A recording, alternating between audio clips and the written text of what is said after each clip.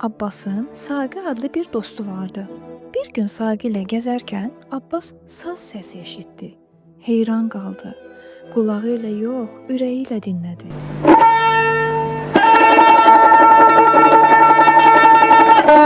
Və musiqinin nə qədər sevdiyini el oradaca anladı. Beləcə Abbas saz çalmağı öyrənəcəyinə qərar verdi.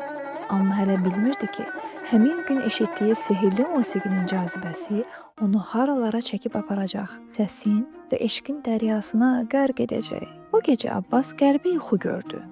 Gördü ki, əlində saz yoxdur, amma musiqi ilə hey davam edir. Səs sanki ona yol göstərirdi, amma hara getməli olduğunu deyən yox idi. Yuxuda qarşısında geniş bir bağ açıldı. Azca aralıda qız göründü. Üzünü tam seçə bilməsə də, Abbas hiss edirdi ki, bu surət boşuna gözünə görünmədi.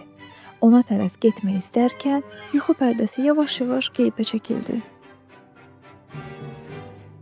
Günlərin birində Abbas şəhər kənarındakı bağda həmişəki kimi sazını çalırdı.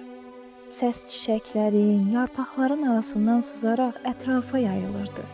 Keçib gedənlər ayaq saxlayır, heyranlıqla səsin ecazına qapılırdılar. Həmin gün bağda bir qərib misafir vardı. Gülgəz pəri.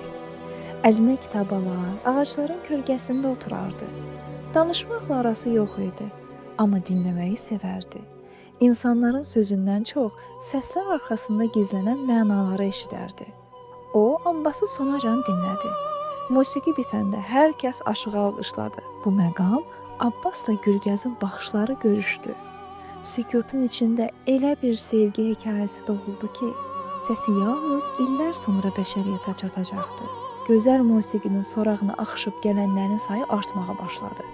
Gülgəz isə kitabını bağlayıb bağdan çıxdı. Yoluna davam etdi. Abbas sazını yerə indirdi. Gözləri onun getdiyi səmtdə donub qaldı. Amma artıq Gülgəz pəri görünmürdü.